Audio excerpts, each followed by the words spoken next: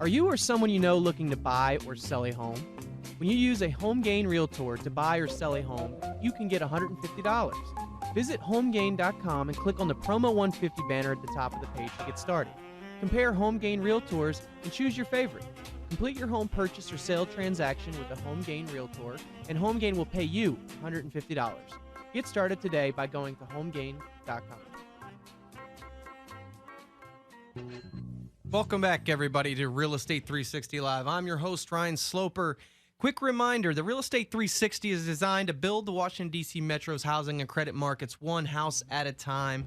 If you ever have any questions, concerns, whether it's finance-related, credit-related, mortgage-related, whatever it may be, the easiest thing to do is to reach out to us at 877-245-2030. That's 877-245-2030. Or via the web at realestate360live.com.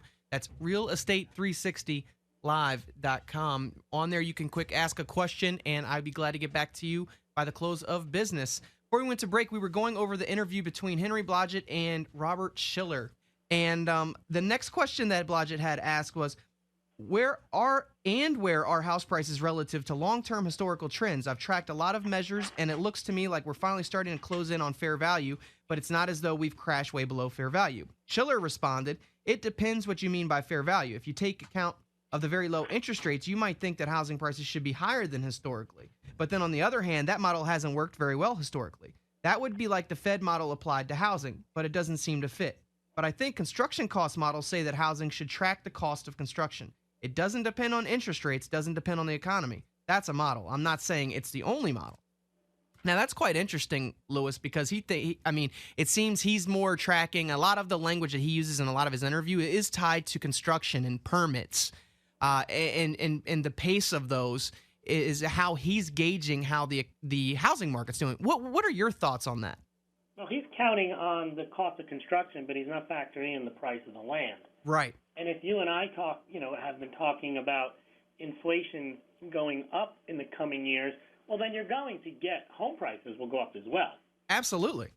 So that's one thing that we've been talking about for months now is if you lock in a low interest rate long term and interest rates go up and home prices go up, maybe they don't keep up with inflation, but they still go up, what you're paying in inflated dollars, it will be very low compared to what you'd have to pay in future rent or in future purchase price and mortgage payments. Absolutely. And realistically, you and I have been on the same page where we definitely feel that this inflation is going to hit at some point. It's like the can's been kicked so far down the road, we don't know when it's going to start. Well, it has already started. We do have inflation, the increase in the money supply. The value of the dollar is lower each year. And, the core index, I never get them straight. Which is the one that doesn't include energy and food? It should be the CPI, I believe. Yeah, the core. Yeah. Right. Well, that's gone up dramatically in the last few years. Yeah, absolutely. And will continue to go up. Yep. And it's interesting, but, one of the big things that's on deck this week is another employment report. I believe it's on Friday. And I think they're prognosticating that the employment rate should come in at about 8.6%. But really, I think the actual unemployment rate would be somewhere around like 16+%.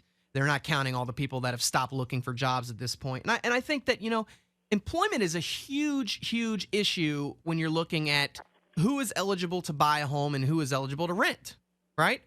We have such a large percentage of the population that's unemployed right now or what I would consider underemployed. They're part-time, maybe barely even part-time, maybe, working 10 to 15 hours a week, not enough to pay for anything.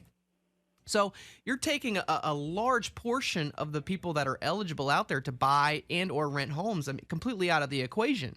I really think that, if we had a very low unemployment rate of somewhere around 5%, and we had interest, there's no way in the world interest rates would be this low, right? Obviously.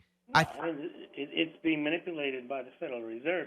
But one of the interesting things about when people talk about housing, they are looking at it as it should drive the economy rather than it being an indicator of the health of the economy. Yeah. We actually had it drive the economy, but that was bubble fueled and causing speculation in the housing market, causing people to buy housing and to flip houses and to speculate on making a profit. That actually did drive the economy. It was a false economy based on excessive debt.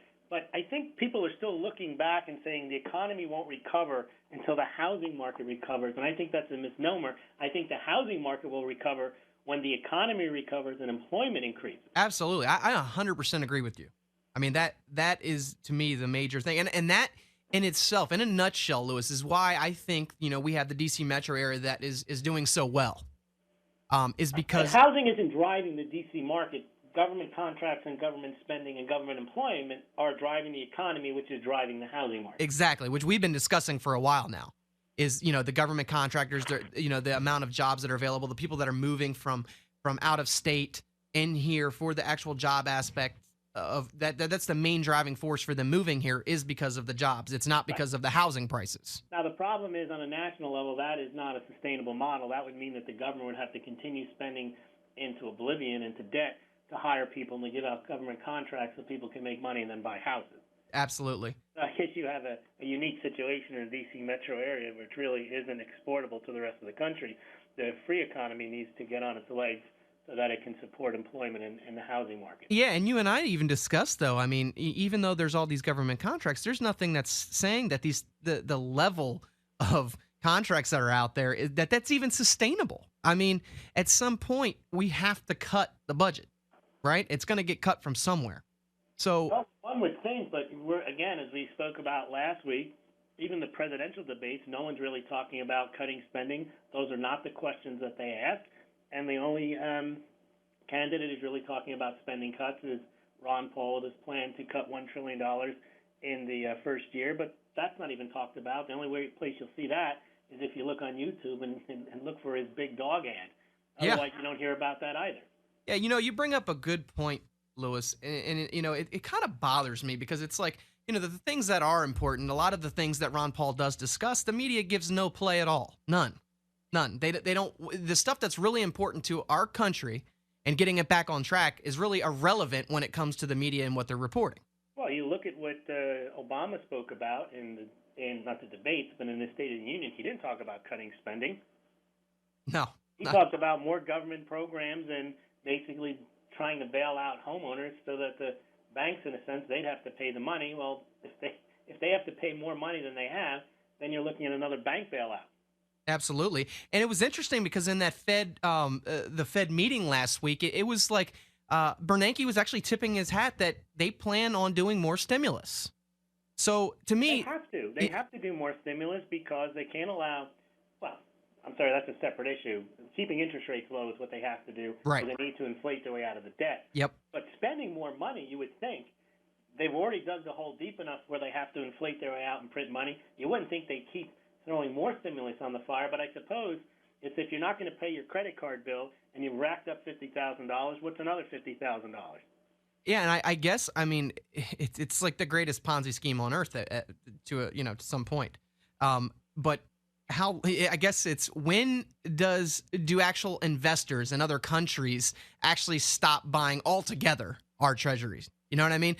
At what point will that happen? Well, when they do, the interest rates have to rise to bring them back into the fold. Absolutely. And you see what's going on over in Europe. I mean, how long have Greece been talking about that they have a plan? I mean, the plan was supposed to be done last Friday. Now it's extended out. It's going to be done by the end of this week. I mean, it's just never ending. I mean, they keep pushing these things out. They don't have legitimate, things that they can actually say, okay, this is what we're going to do. You're only going to get 10 cents on the dollar and it's going to be done. They're saying what's happening in Europe is actually helping the United States kick the can down the road because they're looking at the U.S. and saying, well, the U.S. doesn't have these problems and the U.S. is a better safe haven. So people are buying the dollar and they're buying the U.S. Treasury. Yeah. But I did see that I think India is now paying Iran gold for oil. So yes. Countries and individuals eventually figure this stuff out.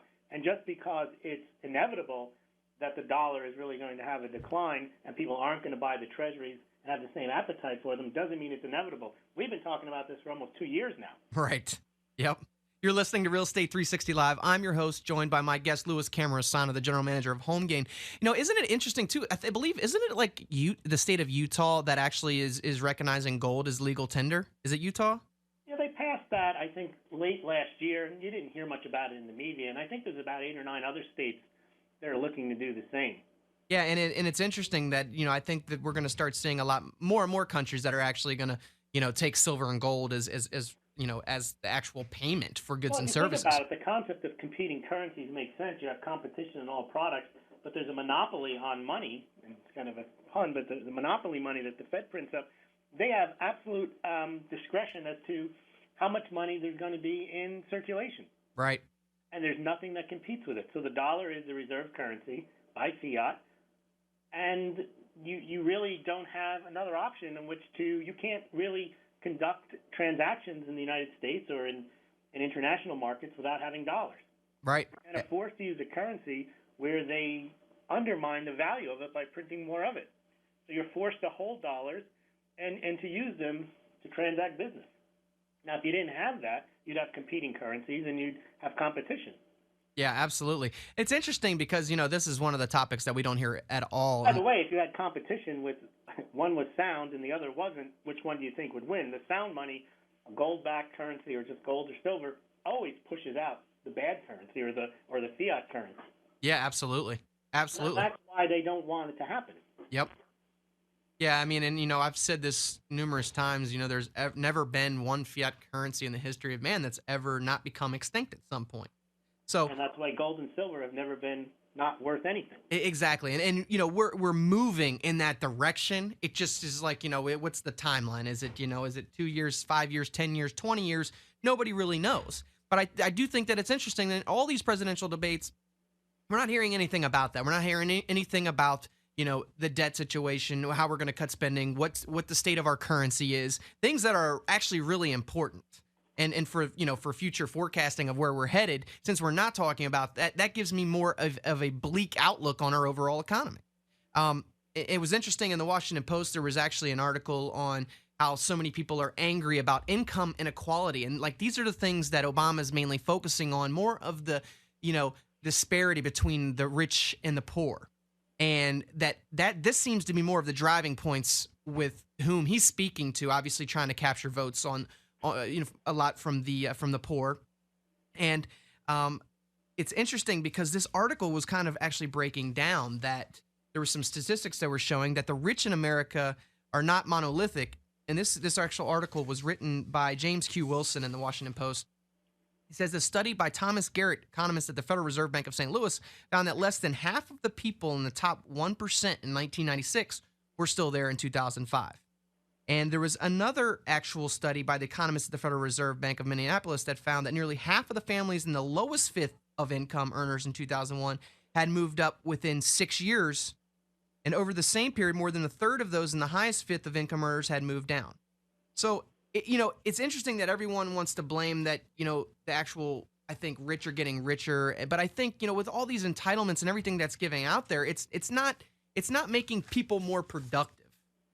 And I really believe that, if they do want to spend the money to really close the gap between the rich and the poor, then it would be to teach them, more marketable skills. And I disagree with that. I think the government is actually the cause of the wealth inequalities because they redistribute wealth on both ends of the scale.